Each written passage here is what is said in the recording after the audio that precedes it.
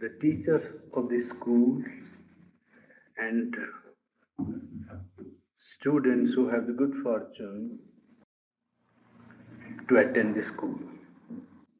I prefer to have games with young boys and girls than to inflict upon them heavy weight of wisdom in an evening talk. I was disappointed when my friend told me that it is too late for you to give me a game of table tennis. I would 100 times prefer to have a game because that is what youth is meant for. Student career is a time very precious in the life of everyone, and it has been my great good fortune to be connected with students for 20 years after I actually ceased to be a student in any institution. And I have loved youth throughout my life, and I have considered that portion of my life when I devoted my small energies to working with young students in India as one of the most precious and happy periods of my life. Why I believe and feel so is that youth is a time in which the purest element of human being are in a condition of burgeoning, in a condition of opening out. And it is a time when, that's why I was wanting to tell you that please do not undervalue the state through which you are passing.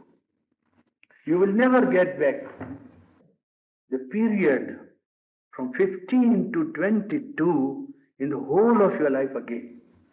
It is very precious period of human existence in the sense that it is then that the seeds of the whole of life are sown, and you get a freedom which you never would perhaps get unless something happens and your spirit gets free. You are free from the burden of earning your livelihood. Somebody provides you with food, somebody provides you with clothes, and your only work given to you is to learn, to grow, to be strong, to get the wisdom of the past in you, and to make way for your future. Such a carefree time you will never get again. And therefore, I wish you to take full advantage of the opportunity from 15 to 22, the most precious period of any man's life that you can imagine. But at the same time, it is a very important period. Important in the sense that can you, for instance, turn your whole of life into a play, into a game? It is rare to find somebody who could. It's very difficult to turn one's life into a game. Even game can teach very great wisdom if one knows how to play the game of life. As you play on the playground, you find that there is plenty of opportunity to be honest, to be generous, to be kind, not to hit below the belt, to have the esprit de corps, brotherhood, agility, frankness. Games can teach what perhaps books sometimes do not teach. And that is why I was just telling you that I feel a sort of, nostalgia for young age when I see young people. And I reminded of Thomas Gray's verse, you remember, one of his poems. When he visited his college after 15 years at Eton, he saw the same spires where he was studying, and he said, I don't know how many of you read Thomas Gray, I don't know, Ode to the Distant Prospect of Eton College. You remember any of you? No. Ye distant spires, ye antique towers that crown the watery glade, where once my careless childhood strayed, a stranger yet to pain. See? Yes, that's how we remember. And then he said that I would like to give them wisdom which would make them understand that life is a serious responsibility. But then he said, why should I tell? Why should they know their fate, since sorrow never comes too late, and happiness but too swiftly flies? Where ignorance is bliss, it is folly to be wise. Yes, when you can be happy in your infant ignorance, it is good not to know heavy problems of life. But yet, this is a period of collecting the material for your future life, and I would fail in my duty if I do not draw your attention to 2 points this evening. One, have any of you ever thought, why do you study in this school? It is not a serious thought. I don't want to be burdened down and bent down with the weight of thinking. But have you? Yes, books are good for study. Book is one study, a subject, mathematics, history, geography, science, chemistry, history, geography, all is very good. Wisdom of the past collected, whatever man has progressed is given to you in a tabloid form, in a mild form, in a dilute form, and you get the knowledge. And you prepare yourself, your intellect, your mind, judgment, concentration, habit of studying and expressing yourself, creative power, and all that you do. But apart from it, the question does remain for every human being. And unless and until he faces his problem now or afterwards, he is not a full-grown man. Please remember, unless and until you find out, why do you study? What do you want to do after study? You must think over that. You will never be able to think after 22 or 23. Remember, when you are 22 or 23, you will feel as if somebody has caught you by the neck and says, now no more thinking, jump into life. You understand? So, best is now, when you are free between 15 and 22, to devote time to thinking sometimes, what do I want to do with my studies? Why am I studying? You must put this question to yourself. It is necessary to know. Book knowledge is one knowledge. To become a good man or a good woman is another knowledge. All people who pass examinations necessarily are not integrated individuals. To be efficient is not the only game or only goal of life. To rise to full manhood, to become a complete man, integrated man, full-grown man. And for that, study alone and books and subjects are not enough. You must think every time when you have leisure to say, why am I studying and what will I do after studying? And if you think I will do something, then you say, but why do I want to do that thing? If you say, what do you want to do? I want to succeed. Succeed in what? What is your idea of success? You must think over these problems, you understand? If you don't, your education will remain incomplete. It will be book education. You will pass an examination, get a degree, which is not bad because it gets you a job. But why do you want to take a job? And which job you take? And why do you want to take the job that you prefer? In fact, what is your idea of full life, fulfillment of life? What do you consider to be ideal of life? This looks serious, isn't it? Yes, but you can lightly take this between 15 and 22. Nobody is going to put the burden next day on your shoulders. You yourself have to put the burden on your mind and to see your way in life. It is the only small chink that will allow you to see which way you want to move in life to have a complete and integrated individuality about you. Because you are living now, not in the past, but you are the hopes of the future. And the future of mankind is not even what it was 20 years back. Mankind is marching quickly, fast ahead. World has already become one. And you are the future citizens of that one world. You will have to think in terms and live in one world. You understand? I am trying to just put before you a few ideas this evening so that Your education will be complete. No school can give complete education today. Each individual must educate himself by thinking about in what does he believe to be the success of his life. If you say success consists in getting money, well, probably if you look around, you will find people who have got money. And at least some of them, if not all of them, may not be happy. So that money alone is not a criterion of a successful life. Success in life consists in evolving values of life. To evolve values of life is the first condition of a successful life. Value is not a principle. Value is not an idea. Value is not something which you hold in your mind as something to be reached someday in future. Value is active, dynamic, present in your consciousness. If a man suddenly gets an impulse to take somebody's property, misuse somebody's property or tell a lie to gain success or gain temporary advantage over somebody, something from his conscience tells him, you must not do it. That is a value.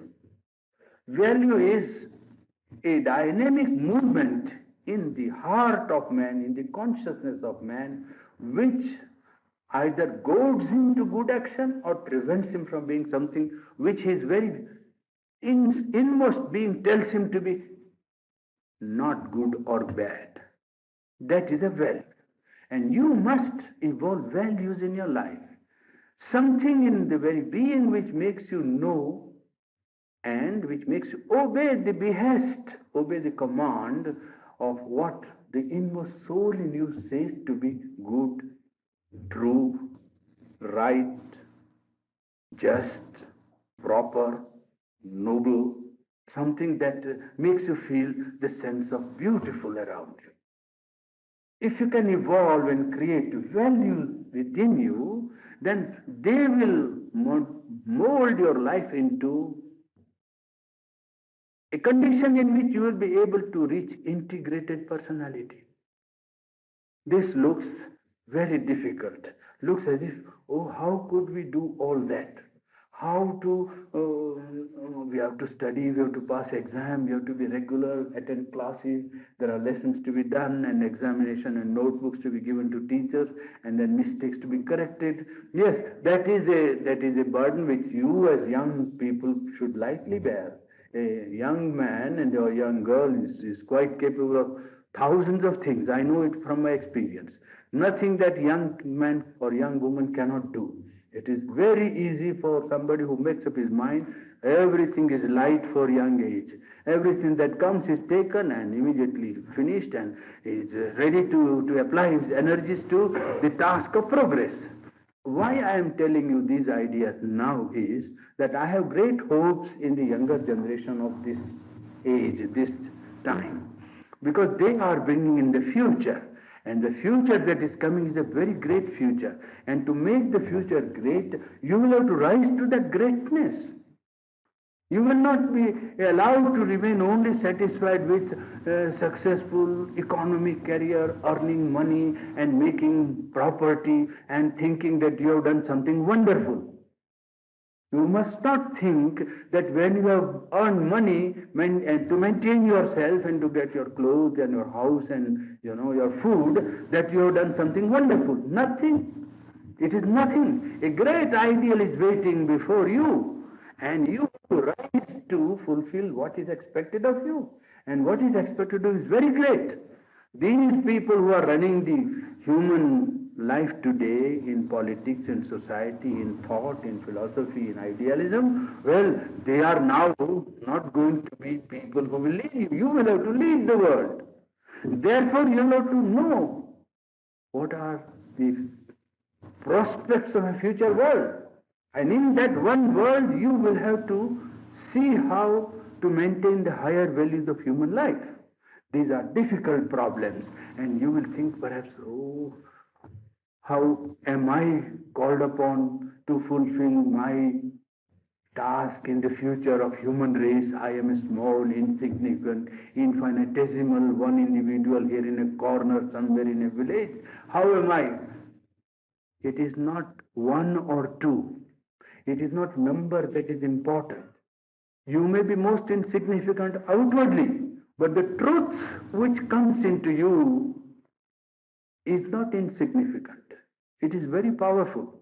And what succeeds in life is not numbers. What succeeds in life is sincerity of purpose, strength of will, higher values of life carried into execution by the individual. It is that which really creates success in life. An obscure villager, his name was Hampden, in England. I am telling you English history, one incident only. He refused to pay the tax. And that was the beginning of British Parliament. A mere villager, Hampden, his name is there in history. It's not from romance. I am not telling you a story from a novel. No. He refused. He said, this tax is illegal and I shall not pay. The whole thing began, you see. So, it is not one individual, but the truth on which he stands is infinite, is divine. You have, when you stand on such a high value of life, when you stand for brotherhood of man, for sacrifice, for nobility, you have an infinite divine strength behind you. You are never alone when you follow these high ideals, which really makes man more than he appears to be, a mere small, insignificant animal. That is what is expected of the youth of today. And I want you, young friends who are gathered this evening, to remember that you are here not merely to study the books and subjects and pass examinations, but to formulate yourself, to form your character, to form your being, to know the purpose of life and to formulate it here when you have leisure. Now 5 to 6 years you have got leisure to think out, to thrash out, to change, to modulate, to modify, and just to decide what you want to do. And one or two things only that I indicate to you is that you are going to live in one world, that is one. And secondly, that you have to evolve some higher values of life within yourself. No outside teaching will be able to mold you to the highest ideal. It is from conscience, from something within you, that you must evoke the higher values of life. Values of truth, values of right, values of good, values of nobility, value of justice, value of, values which make you understand what it is to love somebody, to sacrifice for a cause. Well, it is those values which you must evoke in your life now, so that they might become strong and sturdy trees in future. How to do this thing? It is very difficult. We have no examination for this thing. You will say, we are not going to be, no need to be examined. This is a thing in which you can become your own examiner. I will give the instance of an American. His name was Benjamin Franklin. All of you must have heard his name at any rate, if not Hampton's name. Yes, Benjamin Franklin. Have you read his autobiography? I don't know how many of you have read it. I would recommend you to read it. It's a very fine autobiography. In that, he recounts an incident. He was very irregular. He was poor, At the age of 12, he was compelled to earn. Yes, you are like, were aristocrats in comparison to Benjamin Franklin's condition. He lived in abject poverty. You are living like lords compared to Benjamin Franklin, you see. He found that he had great defects in him. He found that, every day he was missing his appointments, being late and, slovenly. Sometimes he told lies and was not honest and so on. He could observe himself, you see, and he said, this is not good. And how to set myself right?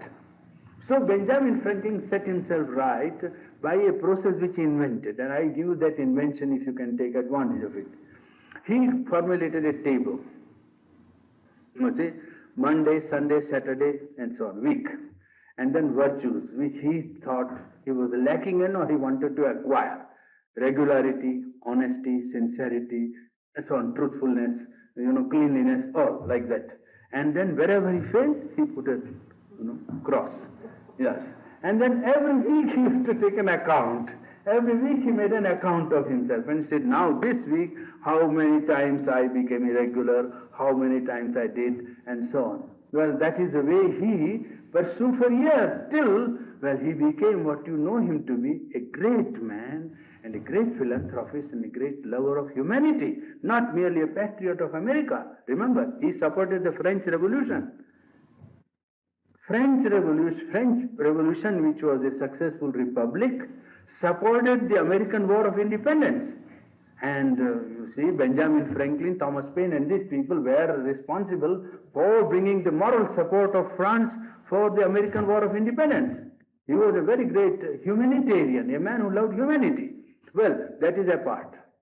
Apart from it, what you can do also additionally is that every day for 5 minutes in the morning or 5 or 10 minutes at night, you sit down quietly in your bed and look over what I did in the whole day. If you don't keep a note like Benjamin Franklin, which you can do, you can sit down in your bed, in your chair, in your room alone, and examine what did I do today which I should not have done. And you will be the best mentor to yourself. I promise you, as one who has seen many young people go through this process and progress, I can tell you that you will be on the way to progress, because if you sit down, somebody will help you. Somebody who is already within you. He will see to it that you see what you must see and what normally you don't like to see. Generally, a human being, grown up or young, does not want to see his bad points. You see, one likes to see himself in a mirror, but one never likes to see himself as he is. You see, it is not a pleasant sight for man to see that he has dark spots and, weak spots and ugly scars in his inner being. So that man is not pleased when he sits alone and says, what did I do? But you must slowly muster up courage and say, no, I must look at myself. 5 minutes only, 10 minutes, 5 minutes, sit down and say, well, from morning to night I was there, I did this, I did that, I did that, I did that, I spoke here, I thought here, I acted here, and what was there which I would not like to do again? Or what was it that something in me said, this is not good? And if you sit down for 5 minutes like that, if you don't make a note like Benjamin Franklin, if you do that, probably you will be able to find out the way to progress and fulfill that which is expected of you in the present world of humanity. It is expected of you that you will rise to great heights, and unless you prepare yourself physically, intellectually, morally and spiritually, you will not be able to fulfill that which is expected of you. Life is a long journey. And this is the time to prepare for that long journey. Now, as I told you, between 15 and 22. So you take up whatever can serve you in the long journey. And the best thing that can serve you is some conception of perfection. Not merely a successful career. Some conception, some idea of what you consider to be perfection. Look at some idea of perfection and follow it. That, I think, is one thing that is very necessary in the present condition of the world. You must have some idea of perfection. And the travel of life is the march to perfection. The voyage to perfection is not a voyage through a garden. It is not as it were, oh, when you have seen perfection, there is nothing to prevent us reaching it. No. When you have seen perfection, you must get yourself prepared for difficulties. Because that is perfection. I know of friends who were meeting me and were students who were studying with me. Some of them told me that, you see, I have now an idea of becoming an artist. I said, very good. After 2 years when I met him, I said, you decided to follow art? He said, you see, if I follow art, I won't get sufficient money. So I will become a teacher. So he became STC, means Teachers Training College, and passed this teacher's examination. I told him, look here, if you take my advice, you straight away take to art. He said, but that will be difficult. I said, that is a part of your growth. Don't avoid difficulties. If you want to reach perfection, do not want conveniences to come to you. You are out for difficulties and troubles. Life is really a growth through those difficulties. If everything is convenient, then there is no meaning in attaining perfection, isn't it? So, when you have an idea of perfection, do not think that it is an easy march. It is a difficult way which you have to pursue. It will be hard work, marching through obstacles, through pathless ways. You see, you have to cut your own way, but that is the way to reach perfection. So be prepared for difficulties if you have evolved high values of life. An English poet, C.D. Lewis. I had great pleasure of meeting him in England in 55. He is a very fine writer and a poet. He has written very good poetry, and some of you who are lovers of poetry can gain very much by reading C.D. Lewis. His collected works are there in 1954, was published first. Well, he writes about something which concerns human life, and he says, to travel like a bird, to travel like a bird, likely to view desert, likely to view, what does he say? Yes.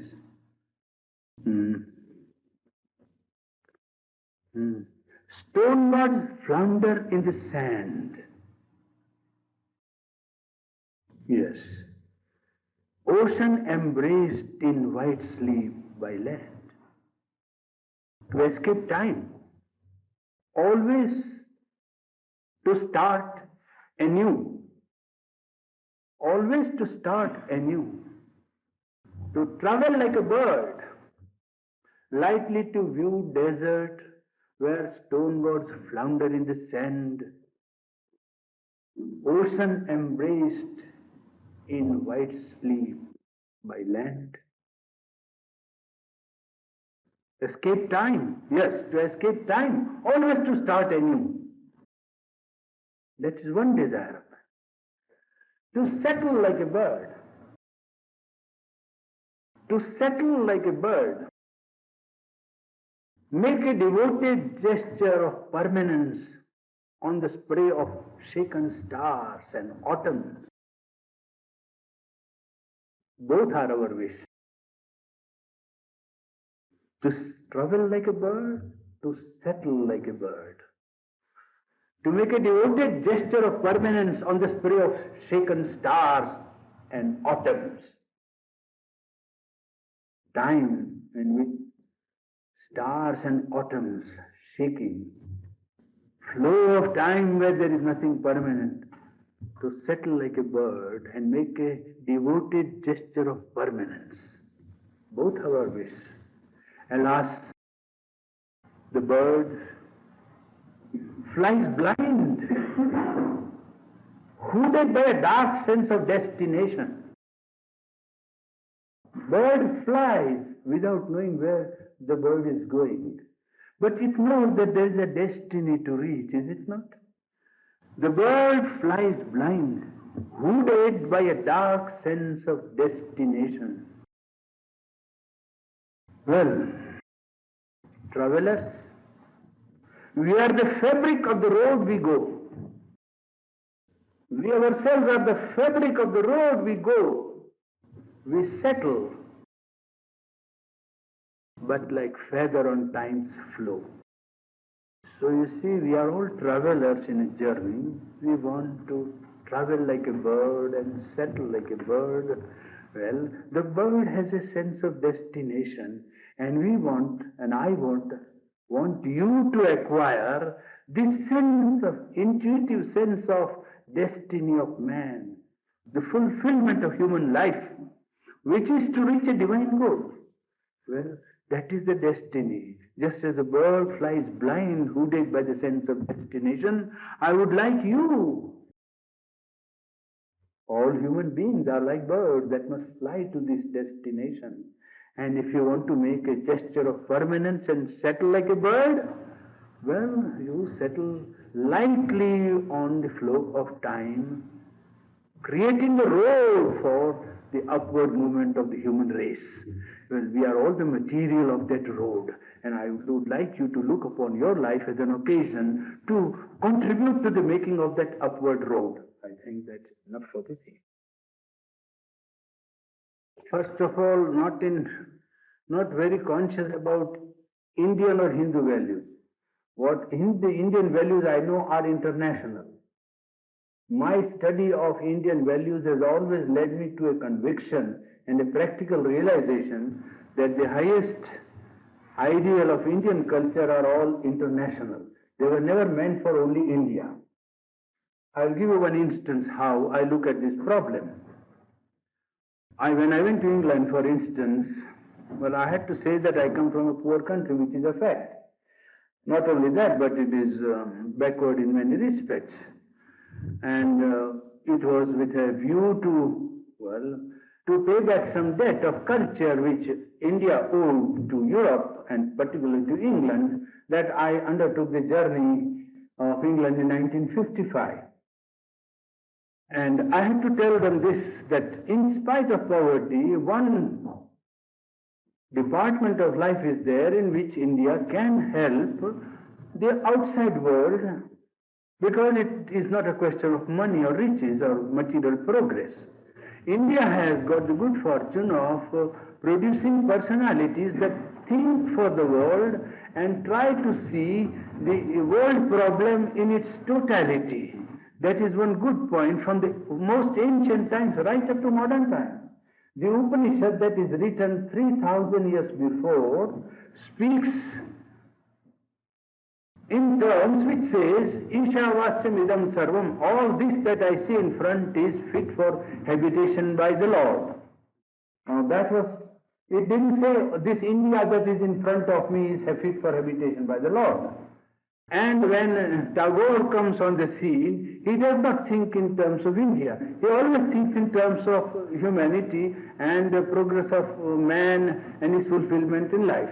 When Gandhi comes on the scene, he always thinks of solving human problems and applies his remedy to India because India happens to be near him and he happens to know India more intimately. But the remedy which he suggests is for the whole of mankind. In fact, that is what has happened, that today in international life, the remedy suggested by Mahatma Gandhi about non-violence as a solution for international problems of political and social injustices is now receiving more and more attention, which is true because it was thought for India. In the same way, Sri Aurobindo, for instance, when he speaks about man's destiny on earth, he speaks of the whole human race. So that whether India follows the message of our own culture or not is India's business. But if it is meant for the world and for international life, well, I think that anybody who finds that it is true can make up his mind and save the truth. If India fails, it is India's failure. And if somebody takes up the torch of truth, well, it is a success for the truth, isn't it? What would you say is the most significant aspect of the message of Sri Aurobindo for living in the modern world? Living in, that's why I have come here, but I want the students to, I want something which the students can take. I want something which the students can take as a beginning, because there is each one a divine entity, divine center. Divinity is the birthright of all, irrespective of caste, color, creed or sex, or religion or society. It is all that is habitation for the Lord. And everyone has a divine spark in him, only it is hidden like a seed. And how to make this seed, well, sprout and come out and express in life is the problem.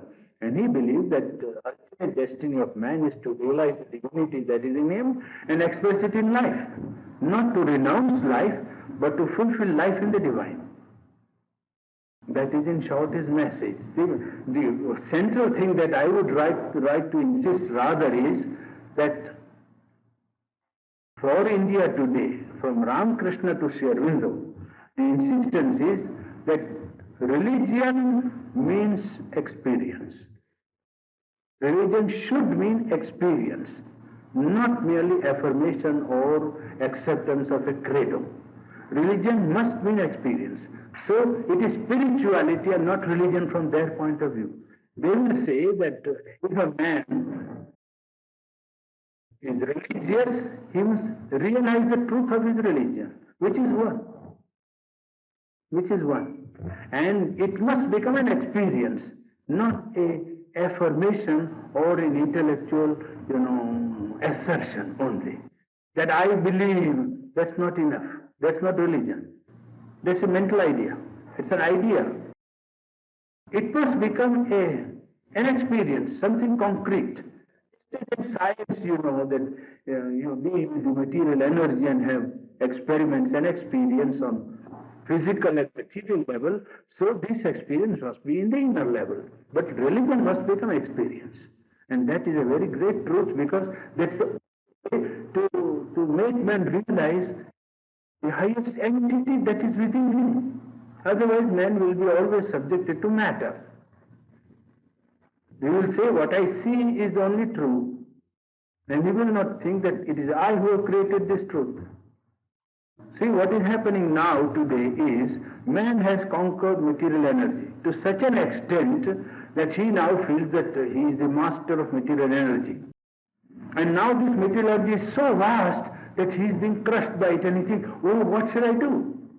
In Stanford University, a student asked me a question. Sir, you are telling we are talking about philosophical problems. So he said, his philosophy is all right, but one atom bomb and all will be killed. So I said, who created the atom bomb? Mind. Well, you control the mind, the atom bomb can do nothing. Atom bomb is not all powerful. Atom bomb is not omnipotent. Mind has created the atom bomb. Control mind, you will control the atom bomb. Why are you afraid of it? We are not afraid of it. We never think of the fear of atom bomb. Nothing can happen. Is your mind all right? Is your spirit all right? Are you sure that you have the dignity of man about you? You will conquer everything that is opposed to your progress. But now the difficulty is, he has conquered matter, and he is afraid of matter. Look at man. He is afraid of dead, inert matter which he controls now. And he thinks, oh, this matter can destroy me. How can matter destroy anyone? Man has created the mastery over matter. Well, he must remain master of himself. Isn't it? Sri Aurobindo says, to get the mastery is to awaken the divine. Man, with his mind and with his animality, cannot fully master himself. He must awaken the God in him. Then he will be perfect master. And then the powers will belong to him, because he will be the divine being manifesting divine powers. This will be a part of his expression. See, Buddha lived at 2000 years back, 2500 to be exact. You see? And his problem was not so much fulfillment of man as the removal of suffering. He was very much interested in solving the problem of suffering and pain. So he said, how to remove pain? He did not think how to fulfill the spirit of man which has come here on earth, and he is given mind, he is given a willpower, he is given a vital power, a life power, and he is given capacity to know, to act, to understand, and so on. He said, how to save him from this pain? So it was more or less, as you might put it, a negative approach. And in removing pain, he said something positive, that you acquire right thought, right will, right understanding. The eightfold path which he laid down was only to prepare man to withdraw from pain. You understand? But Sri Aurobindo's message is more in advance in the sense that he not only wants to remove pain and ignorance, because pain is due to ignorance of man. Man suffers because he is ignorant. So, the first remedy would be to remove his ignorance. And secondly, because he is the divine spark, he must awaken the divinity in him. And when the divine in him works, well, he will attain perfection. This is the case, you see. And as we come 2000 years after him, naturally our problems Buddha cannot know. Our difficulties of modern progress of science, commerce, industry, international life, war, peace, these are our problems, which did not exist in Buddha's time. Do you know that? Very simple thing. When Buddha left his house, which is a very great action, one of the greatest acts in human history, was that he left his small kingdom, his wife and his child, sleeping at night and went out to remove the pain of humanity. 50 miles around him, nobody knew about it. 50 miles around his village, people did not know. There was no television, there was no radio. Do you understand? It took years, and his work for 45 years was confined to an area of about 300 miles, this way 100 miles wide. He couldn't have flown to America. You understand the point? Point is that our problems today are different in their nature than the problem which he had to face in his time. That is also another reason why things must differ. It is not necessary that because it is in advance, therefore what Buddha did was useless. Not at all. We stand on the gain which Buddha has given to humanity. We admit charity to people, goodwill to all people, non-injury to other beings, which he brought. We want to incorporate in our life, but if we want to go further.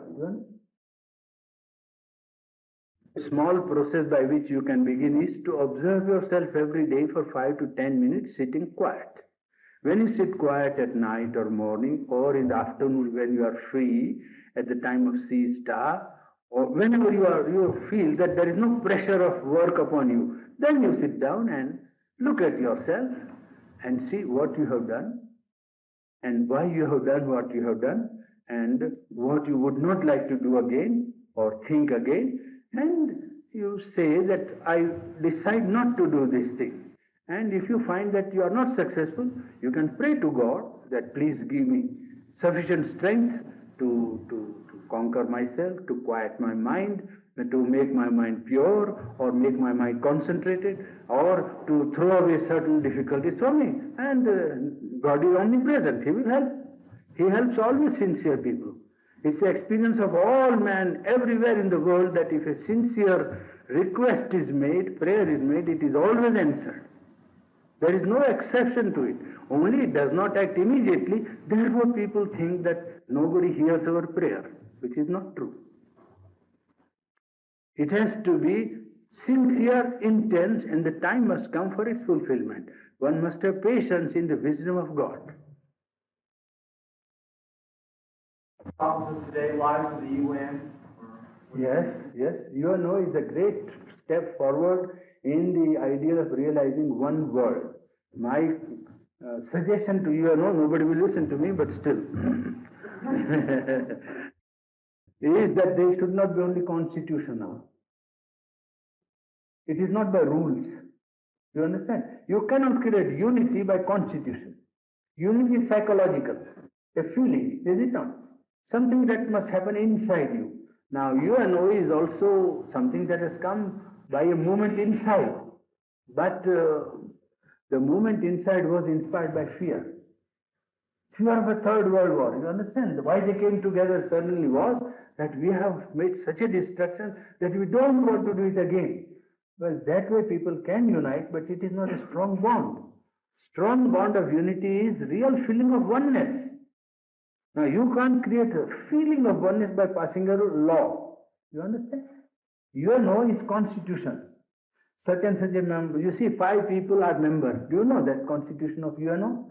Have you any idea of the UNO constitution? The constitution is that the 5 powers who won the last world war, they are the sponsors of the UNO. And they reserve a right of vote, veto. Do you know that? England, America, Russia, France, and which other country? China, is it? I don't know now. The 5 countries reserve the right of veto. You see, they have veto. Means no resolution can be brought to UNO unless these people, well, say yes to it. Now, this is a right which denies unity, you see. But they were afraid that if we are only 5, and if 50 nations come, we will be 5, and the majority of 45 against us. Then we will be outvoted. Therefore, they reserve the right of veto. Now, if you want to really make UNO a success, you must create inner unity. And it is by inner movement, and constitution is good and necessary to conduct affairs and to prevent things from going from bad to worse. Quite right. It is good that there is a constitution. But if you want to succeed, the movement must come from inside, from the heart. People must go there in the UNO not with the idea of getting votes, but with the idea of promoting unity. You see, if people go there and say, how many people are going to side with me, then you see, it is the idea is not how to make humanity one. Idea is how to make everybody do what I want them to do, which is not good.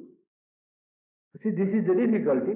But slowly, I think we have make one big step is taken, and humanity will have to learn this by patience, perseverance, and awakening the true sense of unity of mankind. That humanity is one, and the world is one, and no nation should be allowed to remain outside. In fact, there are some people who want to keep them out. That those fellows must not be allowed to come. Then unity can never come, you see, that way. You must have a man who differs from you also sitting there on the table. Then you can talk out and understand what is his difficulty, what is his idea, what is your idea, and how to come together. You see, you cannot keep out a race or a people or a nation and create unity. You must have unity psychological. You see, it is inner. And by constitution, you can begin something, and it is a very great and good beginning, and I hope it is going to succeed. I wish it all success. You spoke a little while ago when going through everyday life, to keep a perfectness in your mind and to mold your life to this. Could you define what you mean by perfectness? I mean, in what sense you would mold your life to it? Well, I wanted really to leave to each one to decide his idea of perfection. You see? Each one must feel his own idea of perfection. That would be good. If you make it hard and fast, it might be that, oh, that idea of perfection doesn't appeal to me. You see, suppose take an artist, and take a scientist, or take a literary man. Now, their idea of perfection will be, of course, in the same direction, but yet might differ. So that you can say this much, that in the total idea of perfection, mere cleverness and only intellectual progress will not be included. Much more than intellect will be, well, attempted. In any scheme of perfection, man will take account of his standard of right, truth, justice, good, proper. You see, freedom of mind, or you see, nobility or beauty, or something which appeals to him as an ideal to be pursued. And that will mold his idea of perfection slowly. Perfection is something that has to be felt inside as a goal to be reached, you see. And ultimately the goal is one for all, but the road that leads to that goal are many. You see, one can go by art and reach one goal, one can go by science and reach the goal, and so on. The goal is to awaken the divinity that is in you. That is the goal. A divine spark is present in everyone, and fulfillment of man lies in awakening that spark. Highest perfection is to feel and know the divine and express the divine in life. That is the highest perfection that I can see. But I want to ask everyone to see that way, because that would be too much. Perhaps other people will say we have other ideas. I want to make humanity one, or I want to remove poverty of all mankind or something. Well, any idea is as good as any other from that point of view. To me, it appears that the conception of highest perfection is that there is the spark of divine in everyone. To awaken that spark, to know that spark and express it in life, in mind, in thought, in behavior, in action, in dealing with others, that is, to me, the highest ideal. Well, that I put to for your consideration, not for acceptance necessarily. Talked to a group which I was remember rather recently that had this, Yeah. and we were discussing some of the values of India and the problems of the world today and how effective they are in solving them. This relates to the UN also, I think, again. In regard to the dealings between India and communist China, she said that she was quite frank to admit that this approach wouldn't work. They'd have simply been shot. That it works where there is an appreciation of values. And, for instance, in relating it to the independence of India and Gandhi's behavior, that it works because there was an appreciation and a recognition. Quite right, yes. But that where there was not that appreciation, and that was not true in dealing with communist China, this wasn't working, that they were simply slaughtered. And I wonder if this does complicate the problem. It does, it does. I admit that the problem of UNO is not merely to resort to non-violence, no, and that wouldn't solve the problem. Problem is a positive approach to the problem of creating psychological unity, so that automatically the necessity of strong action or military action would be obviated. That is the problem. Of course, it is taken for granted that given human nature as it is, non-violence and absolute non-violence is not practicable. Mahatma Ji himself had to admit it several times in his own life. He said that if the British were not there, it was not practicable. It was because the British people had an appreciation of the high moral value of what he was doing that it became practicable on a mass scale. But with some other nation who had no understanding or appreciation of moral values, it would not work. There only an organization which would be strong enough to resist would be successful. You see, so that I don't think that there is only one remedy and only one remedy for this problem. But so far as I see, the UNO's main important task is first to prevent a catastrophe as far as possible by peaceful means, and secondly, the second part of UNO, which is devoted to the social, educational, and cultural unification of mankind, it is called UNESCO. Is it not? UNESCO. That is a more important part of UNO than the political forum on which they are only paring for position and trying to, outvote somebody else and so on. That will bring unity much more near. The rates that are paid to wages of the labor, or crime, or reduction of bad habits, or prohibition, or opium, and so on. You see, that will bring the unity of mankind more near, because it works on the plank of awakening the psychological unity of humanity. And to me, that is a more precious and more important part of UNO's activity than the other one, but the other one also is equally necessary. And I think the other part should be more stressed in the actual working out to bring this positive sense of unity so strong that it would take away by automatically the necessity of violent military action.